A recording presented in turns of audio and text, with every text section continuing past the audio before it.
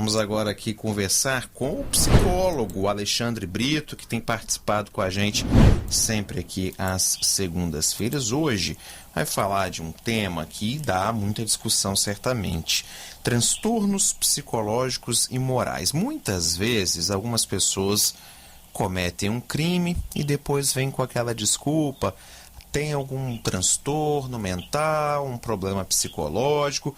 Mas até que ponto isso é justificativo e, na verdade, a pessoa não está cometendo, na verdade, um desvio moral, não é mesmo, Alexandre? Muito boa tarde.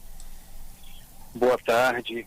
Pois é, você tem razão, né? A gente tem que perceber que muitas vezes acontece um ato imoral, como racismo, homofobia, uma violência contra a mulher, mas esses tipos de violência nem sempre nós podemos, ou é insuficiente a gente querer explicá-los como resultado de um transtorno mental, por exemplo, pois a gente está lidando aí com um transtorno que é muito mais relativo a um âmbito estrutural, institucional, histórico e cultural, né?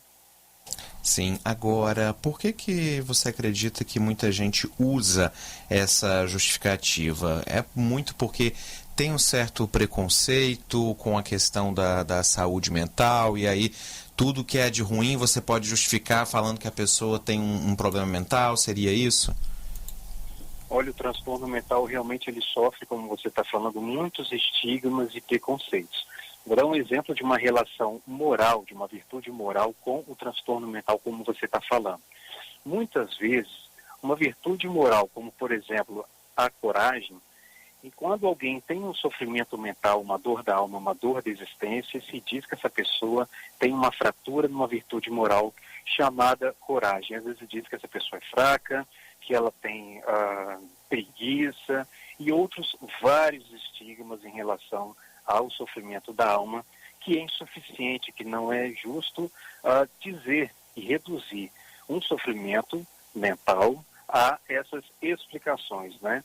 Afinal, o sofrimento da alma ela tem consequências para a vida, tá? Para os estudos, para o trabalho, para os relacionamentos, e ela se manifesta de várias formas, como transtorno de ansiedade, depressão, transtorno alimentar, estresse pós-traumático, enfim, acaba comprometendo a vida. E isso não faz com que, não leva uma pessoa a um transtorno moral, vamos colocar assim. Isso não podemos confundir um transtorno mental com uma imoralidade, pois uma coisa não se reduz à outra. Então, quando a gente reduz um transtorno mental, um sofrimento psíquico, a alguma questão moral, a gente realmente está marcando ali com um estigma e com um preconceito. Doutor, como é que fica a avaliação da parte de vocês quando, por exemplo, diante de um caso mais grave, que pode ou não ser considerado crime, a pessoa alega que estava fora do seu controle mental total. Nós tivemos, inclusive, recentemente um caso em São Paulo que acho que se enquadra nisso, um caso de preconceito que aconteceu num condomínio em São Paulo. Depois, o pai do rapaz que praticou esse preconceito, falou que ele tinha problemas, esquizofrenia, se não me engano. Tem como haver essa leitura por parte que tem, mas como é que isso funciona no dia a dia para vocês? Como é que se dá essa diferenciação, essa opinião, essa definição por parte de vocês para dizer se uma pessoa realmente tem algum tipo de distúrbio que faz com que ela, sem ter noção, cometa algum tipo de crime? Pois bem, nós não podemos, para falar desse assunto, confundir, por exemplo, os aspectos psicológicos com o discurso jurídico, com os aspectos legais. Nesse caso, quando a gente está falando aí de justiça, porque quando há um transtorno, uma relação imoral com o mundo, necessariamente há uma injustiça. Em que sentido?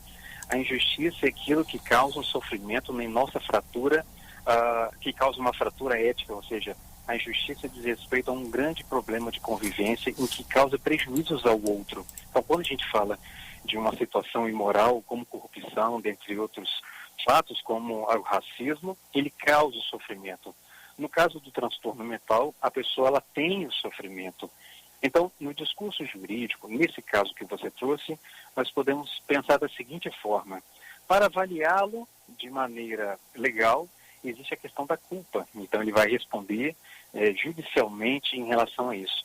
No plano psicológico, a gente lida muito mais com a questão da responsabilidade, que já é um outro caminho, que não necessariamente traz aí um percurso de culpabilização, de pena, né, de castigo.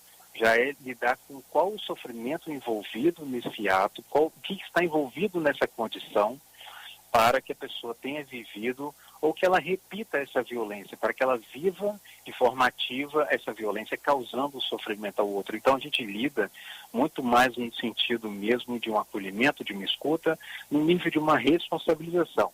Não é a mesma coisa de culpar no sentido da legislação. A gente está conversando aqui com o psicólogo Alexandre Brito. Agora, Alexandre, queria te perguntar o seguinte: já falamos no início da nossa conversa que muita gente se esconde aí atrás de uma falsa justificativa de problema ou transtorno mental para justificar um crime, para justificar uma ação de desvio de caráter, de moral, como você estava falando.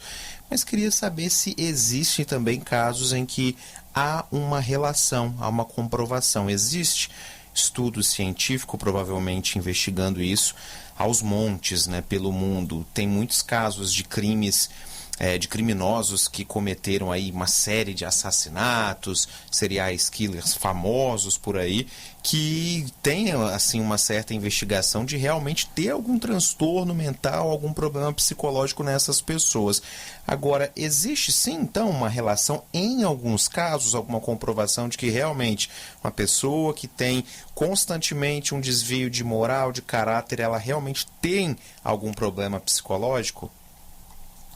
Olha, pode ser que sim, pode ser que não. Porque se a gente for levar alguns casos, como modelos da corrupção ou modelos de assassinato em série, nós estaríamos, ao invés de falar necessariamente de um sofrimento mental, de um transtorno mental, a gente talvez começasse a caminhar para o campo das perversões, mas também podemos falar em sofrimento nesses casos, né?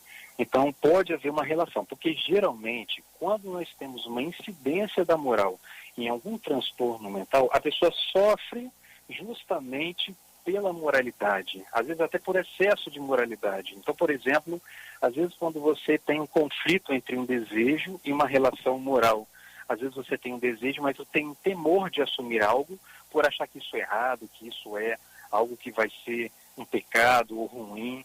Então, às vezes, as pessoas entram em um conflito, né, da alma justamente por uma questão moral.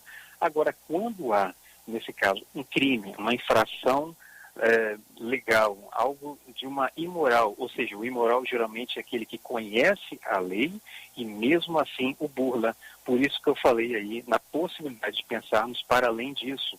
Como você disse, né, a questão de caráter. Até porque a nossa Constituição tem a questão do caráter, porque a palavra caráter vem de caracteres, aqueles elementos que nos constituem, que faz quem nós somos, não que nós sejamos algo imutável, a gente tem constante mudança, mas, de fato, pode haver ali uma relação. Nesse caso, os profissionais de saúde mental, eles não estão necessariamente vinculados aí para, como eu te disse, a questão da punição, da culpabilização, mas justamente de perceber, acionar uma rede de apoio desse sujeito, acionar a possibilidade de lidar com esse sofrimento, que pode causar novos sofrimentos, não só para ele, para que possa tentar ali lidar com isso, caso seja uma violência advinda de um sofrimento. Muitas vezes isso pode acontecer sim, mas pode ser que essa questão psicológica esteja muito mais vinculada aí um caso de perversão do que um caso mesmo de um sofrimento mental. E aí a gente tem que saber lidar com isso, e os profissionais de saúde, geralmente, como falei, fazem um trabalho muito mais de responsabilização, ou seja, você não deixa de ser responsável pelo que fez, mas não necessariamente no sentido de criar ali uma culpabilização, mas de um tratamento mesmo. Ok, agradecendo a participação aqui do psicólogo Alexandre Brito, ele que conversa com a gente às segundas-feiras a respeito dessas coisas todas que vão pela nossa mente. Muito obrigado, boa noite. Eu que agradeço, uma boa noite e até mais.